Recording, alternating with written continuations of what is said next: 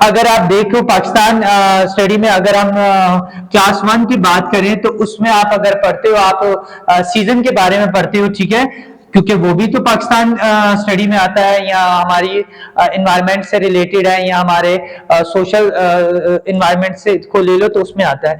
फिर 2 में आपको वो सीजन्स नहीं मिलेंगे, उसमें वो चेंज हो जाएंगे, ठीक है। इसी तरीके से जब आप मैट्रिक लेवल तक जाते हो तो आपका पूरा का पूरा कंटेंट चेंज हो जाता है। करिकुलम को बस इतना दिमाग में रखें कि करिकुलम क्या है, वो एक वास्ट मटेरियल है। अब इसकी डेवलपमेंट कैसे की जाती है? कुछ कमेटी के मेंबर्स बैठते हैं जो किसी भी सब्जेक्ट को लेके उसको इनहांस करते हैं, किसमें क्या क्या चीजें होनी चाहिए, किस लेवल पर होनी चाहिए। अब मैं कहता हूं कि मैंने एक चैप्टर डाल दिया है, ठीक है, हिस्ट्री ऑफ 1877 वार। मैंने अब 1857 की वार के बारे में लिख दिया, और ये मैंने उठा के डाल दिया क्लास 3 की बुक में। तो ये उनके कैलिबर के हिसाब का नहीं है, वो इन चीजों को समझ नहीं सकेंगे, वो जरूरत से ज्यादा उनके, ठीक है। तो करिकुलम को जब हम डेवलप करते हैं तो उनमें हम सारी चीजों को सामने रखते हैं, जिसमें हमारे पास होती एज, ये इसके फैक्टर्स होते हैं जिनको हम टारगेट करते हैं। एज हो गया, फिर उनकी फिजिकल अपीयरेंस,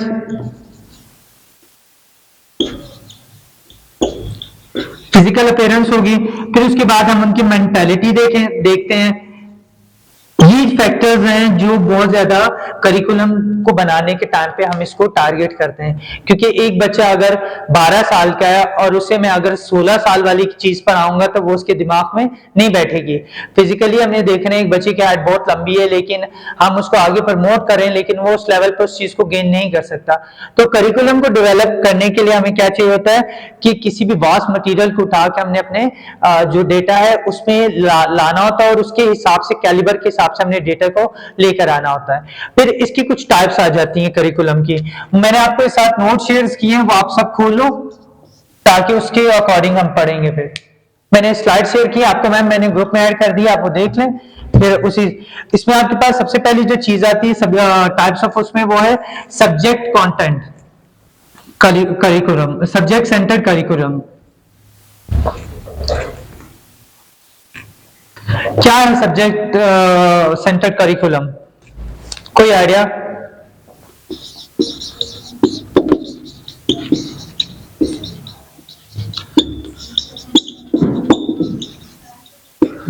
जी मैं सीख रहा हूँ। जो हम स्कूल्स में करते हैं, जैसे हमारे पास एक स्पेसिफिक कोर्स होता है और उस कोर्स से रिलेटेड जो हम स्टडी करते हैं उस कोर्स को कवर करते हैं। Okay, excellent, yes ma'am. जी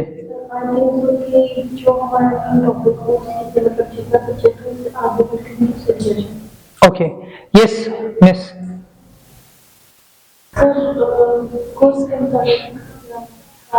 गुड। अब सब्जेक्ट सेंटर्ड जो करिकुलम हम बेसिकली वो डिपेंड इस चीज पे करते हैं। देखिए आप स्कूल में, अगर हम एक स्कूल की बात करें, अब आपने स्कूल का स्टार्टअप हुआ है और आपने बुक्स लगानी है स्कूल को, तो आप क्या करते हैं कि आपके सोशल स्टडीज की अगर क्लास नर्सरी से लेकर अगर मैट्रिक तक देख लो तो बहुत डिफरेंट मटेरियल आपको मिलेगा। गाबा की बुक्स मिलेंगी, ऑक्सफोर्ड की बुक्स मिलेंगी, स्टार की मिलेंगे, तो ये सारे अलग अलग करिकुलम से बने हुए हैं। तो हम क्या करते हैं कि जब कुछ कमेटी के मेंबर बैठते हैं, सपोज एक स्कूल की बात कर लेते हैं, उसमें मैं बैठ गया, सरदाउद बैठ गया, मिस इकरामा, 4-5 और लोग मिलकर हम सिलेक्ट करते हैं कि कौन सा करिकुलम हमारे स्कूल के लिए, हमारे बच्चों के लिए प्रेफरेबल है। तो वो होता है सब्जेक्ट सेंटर्ड करिकुलम, जिसमें आप क्या करते हो, सब्जेक्ट के मटेरियल को देखते हो कि ये मटेरियल हमारे स्कूल के बच्चे गेन कर सकते हैं या नहीं कर सकते, उनके कैलिबर पे है कि नहीं है।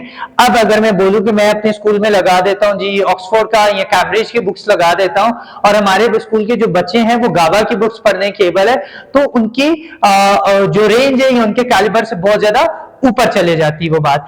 तो वो था हमारे पास सेंटर सब्जेक्ट सेंटर्ड करिकुलम। आप स्लाइड देंगे, स्लाइड में भी आपको उन्होंने बताया हुआ, मैंने आपको ऐड किया है ग्रुप में, मैं आपको दोबारा शेयर कर देता हूं।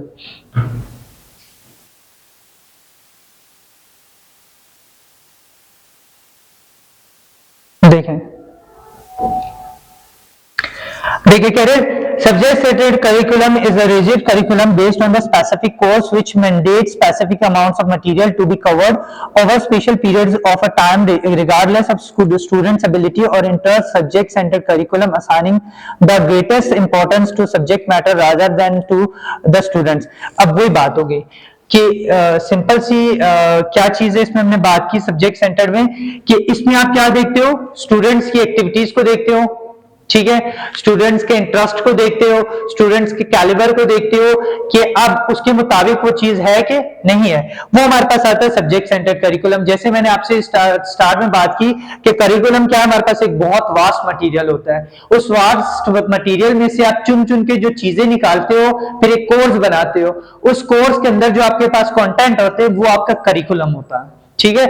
और वो करिकुलम आपके पास सब्जेक्ट सेंटर्ड करिकुलम होता है जिसमें आप ये देखते हो कि बच्चे के कैलिबर पर है, बच्चे जैसे सपोज अगर हम बात करते हैं आर कंट्री, ठीक है, तो अब आपको पता है कि ये 3 क्लास का बच्चा या 4 क्लास के बच्चे इस चैप्टर को इजीली पढ़ सकते हैं या कवर कर सकते हैं क्योंकि उनके कैलिबर पे है। गवर्नमेंट स्कूल में जो सब्जेक्ट सेंटर होता है वो प्राइवेट स्कूल से अलग होता है ना, ये सब्जेक्ट सेंटर हो सकता है क्या? क्योंकि हमें तो ये देखना है उसकी नॉलेज के हिसाब से देखते हैं। वो बिल्कुल आपकी बात ठीक है, वो गवर्नमेंट जो सेक्टर्स होते हैं उनका जो करिकुलम होता है वो अपने हिसाब पे वो डिजाइन करते हैं। अब देखिए हमने बात की कि ऑक्सफोर्ड है ना, एक ब्रांड है, तो ऑक्सफोर्ड जो है वो अपने करिकुलम को अपने हिसाब से डिजाइन करेगा। अब गवर्नमेंट है उसने अपने करिकुलम को अपने हिसाब से डिजाइन किया, लेकिन अगर अंदर आप देखें मटीरियल सेम है, लेकिन क्या है वो एक ब्रांडेड वे में चले गया, ये गवर्नमेंट बेस पर आ गया। सब्जेक्ट सेंटर तो दोनों ही है क्योंकि दोनों में मटेरियल तो वही मिल रहा है और दोनों में वही चीजें बच्चों ने गेन करनी है, ठीक है। अब जब सरकारी स्कूल की अगर हम बात करें या गवर्नमेंट की बात करें, वो जब करिकुलम डिजाइन करते तो वो भी बच्चों की मेंटालिटी, उनकी एज, उनकी पर्सनालिटी और उनकी फिजिकल अपीयरेंस को देख के डिजाइन करते हैं। जैसे अगर हम स्पेशल चिल्ड्रंस की बात कर लें जो किसी ना किसी डिसेबिलिटी के डिसऑर्डर का शिकार होते हैं तो उनके लिए एक अलग करिकुलम डिजाइन किया जाता है। उसकी वजह क्या होती है कि वो बाकी बच्चों से ज्यादा स्पेशल होते हैं, उनको स्पेशल तरीके से पढ़ाना पड़ता है, इसलिए उनका कंटेंट भी करिकुलम भी चेंज हो जाता है। इसी तरीके से हर बच्चे के लिए एक अलग हिसाब से करिकुलम को डिजाइन किया जाता है।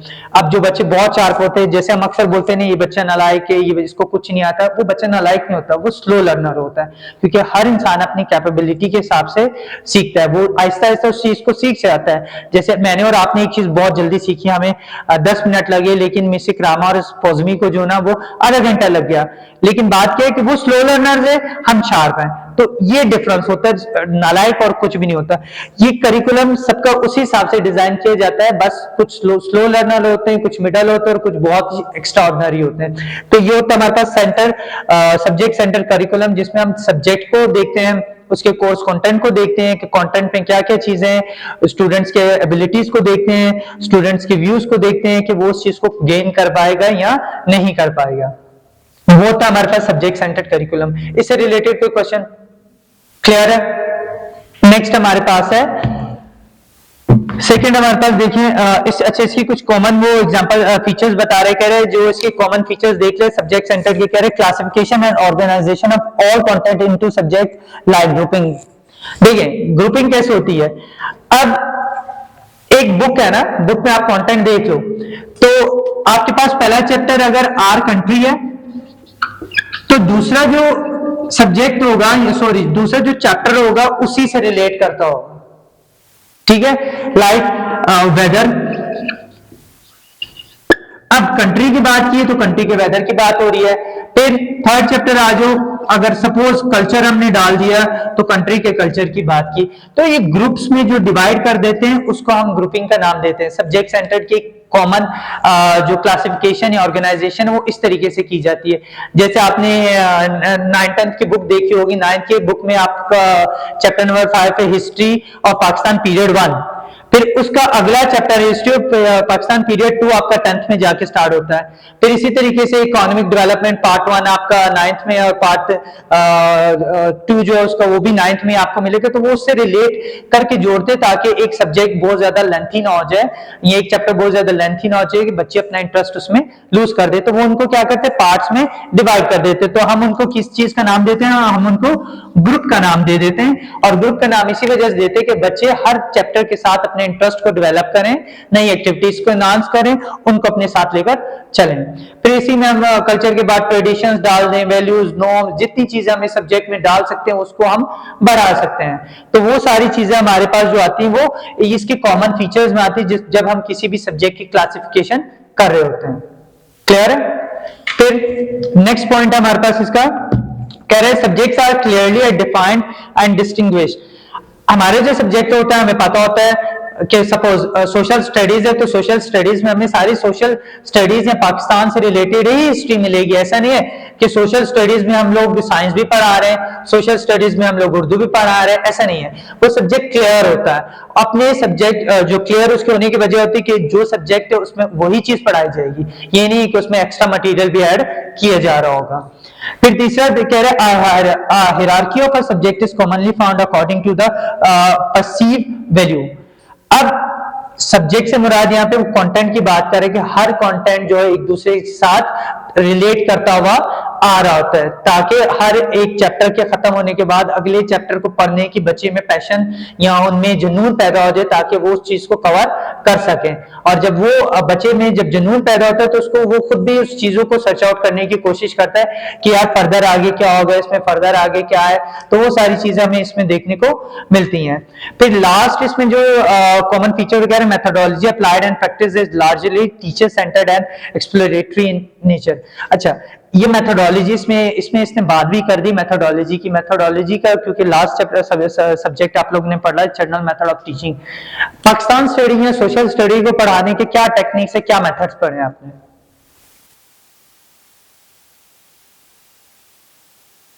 क्योंकि हर सब्जेक्ट को पढ़ाने की एक मेथोडोलॉजी होती है और उसके प्लेटफॉर्म के हिसाब से आप पढ़ाते हैं। जैसे बायोकेमिस्ट्री, फिजिक्स है, उसको पढ़ाने का एक अलग तरीका होता है।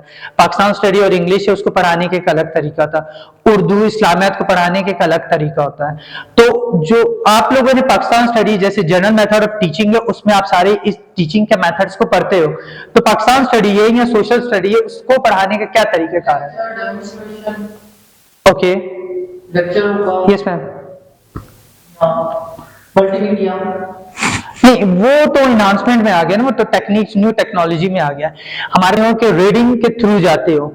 इंग्लिश और पाकिस्तान स्टडी को पढ़ाने का जो तरीका होता है वो आप रीडिंग के थ्रू जाते हो।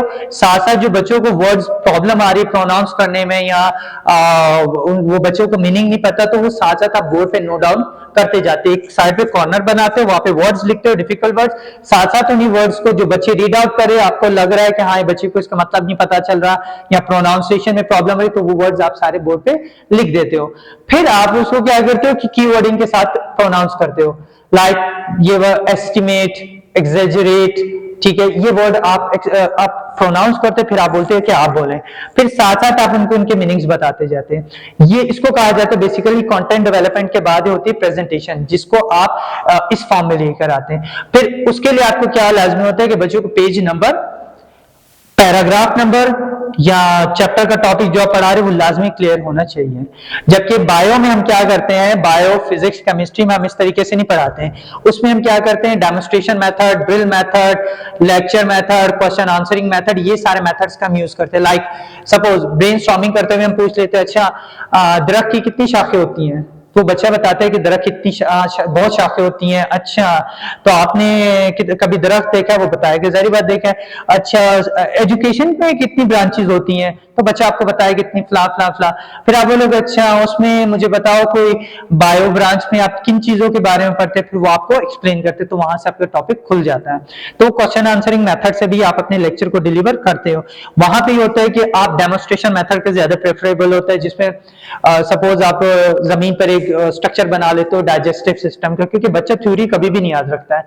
आपने डाइजेस्टिव सिस्टम जमीन पे ड्रॉ कर लिया चौक से, अब आप बोलते हो अली आप आ जाओ, आप माउथ बन जाओ, सलमान आप आ जाओ, आप थ्रॉट बन जाओ, फिर आप बोलते हो कि उजैर आ जाओ, आप ओसोफेगस बन जाओ। अच्छा जी, खाना मुंह में जाता है तो किस तरीके से हम उसको डाइजेस्ट करते हैं, तो डाइजेस्टिव सिस्टम पढ़ा रहे बच्चे बेशक उस थ्योरी को याद न रखे लेकिन उन करेक्टर्स को लाजमी याद रखते हैं। और हमारे आजकल की जनरेशन की अगर हम बात करें तो वो बच्चे इतने शार्प होते हैं कि उनकी इंग्लिश बहुत अच्छी होती है, डेवलप्ड होती है, तो उनको वो खाली कॉन्सेप्ट मिलने की देर होती है, वो लिखना खुद सकते हैं।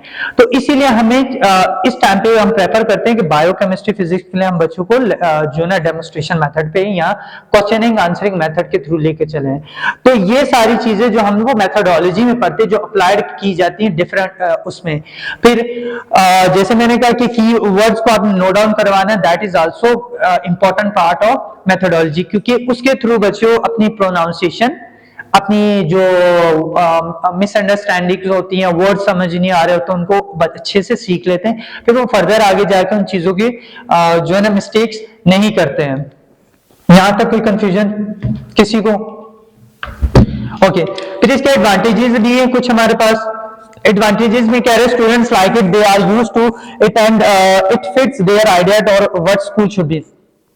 इसमें देखिए मैंने जैसे बात की, जब आपके पास एक चीज बड़े अच्छे तरीके से डिजाइन होती है तो इंसान पैशनेट हो जाता है उसकी अगली स्टोरी के बारे में जानने का। अक्सर हम बच्चों को कहानियां सुनाते हैं तो कहानियों के बाद जब एक कहानी का हम बीच में ही खत्म कर देते हैं, फिर उसका अगला पार्ट अगले उसमें होता है, तो बच्चों में एक जुनून पैदा होता है कि अच्छा अगले चीज में, अगले चैप्टर में क्या होना होता है और उससे अगले चैप्टर में क्या होगा। तो वो चैप्टर वाइज जितना क्लियरली उसको डिफाइन करेंगे, आपका कोर्स डिफाइन होगा, तो आपके लिए एक बहुत अच्छा प्लेटफॉर्म होगा, क्योंकि उस पर बच्चे लर्निंग प्रोसेस को स्टार्ट कर देते हैं। वो कोशिश करते हैं कि अगली स्टोरी का हिस्सा वो खुद पढ़ कर आए और टीचर के पढ़ाने से पहले वो खुद उस चीज को बताएं, मिस हाँ स्टोरी में ये हुआ था, स्टोरी में ये भी हुआ, मैंने ये चीज भी पढ़ी थी। तो वो जब उनमें जुनून पैदा होता है ना, तो वो उन चीजों को चेकआउट करना शुरू कर देते। तो ये हमारे लिए एक बड़ा अच्छा एडवांटेज होता है। फिर दूसरी वो कह रहे हैं what students learn, they learn well. जो भी वो पढ़ते हैं फिर वो बहुत अच्छे से पढ़ते हैं, क्योंकि उनका उस चीज में इंटरेस्ट डेवलप होता है और फिर वो कभी भी उन चीजों को नहीं भूलते हैं।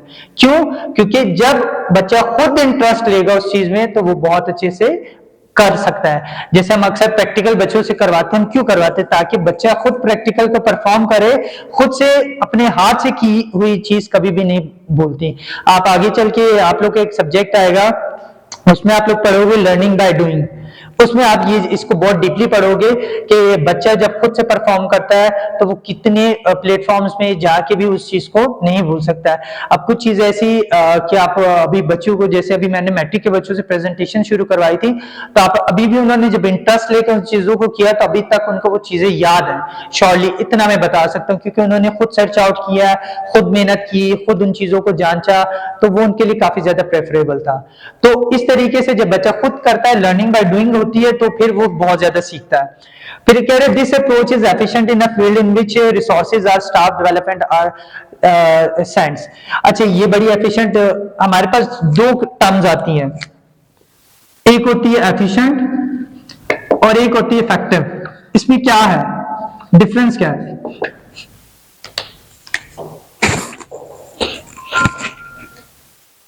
इसमें sorry, efficient and effective. Efficient, I mean, it may mean that potential. Okay, and what is effective? Effective mean that but after potential but we get the result. Okay, इसमें सीख रहा मैं। एफिशिएंट मींस के जो हमें उसकी वजह से फायदा मिल रहा है। Okay, और इफेक्टिवनेस मतलब कि जो उसका रिजल्ट निकल रहा है। okay, yes मिस पॉज में आइडिया देखें। एफिशिएंट और इफेक्टिव बेसिकली ये दोनों का बड़े क्लोज रिलेशन है, इसको हम कहते हैं कोरिलेटेड है। कोरिलेटेड ये इस वजह से ही इनका बहुत ही ज्यादा क्लोज रिलेशन है। वो इस वजह से देखें, मेरे पास क्लास मौजूद है, मेरे पास 15 बच्चे हैं और मेरे पास शेयर्स जो है ना वो 10 हैं, तो मैं कितनी एफिशिएंटली उसको मैनेज करूंगा और कितना इफेक्टिवली।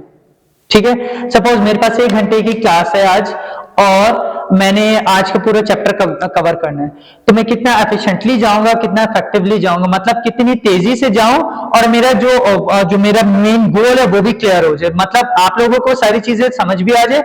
एफिशिएंटली मैंने अपने टाइम का भी यूज करना है और इफेक्टिवली जो मेरा गोल है उसको भी मैंने टारगेट पूरा करना है। That is called efficiently and effectively.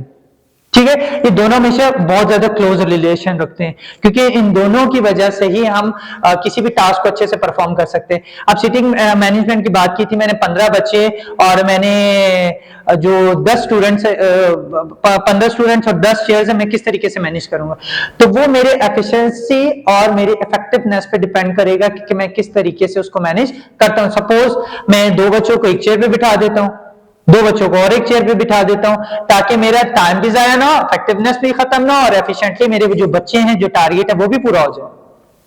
Clear है बात? तो ये इसमें ये बता रहे कि एक अप्रोच है जिसमें आपको बड़ा एफिशिएंटली चीजों को परफॉर्म करना पड़ता है।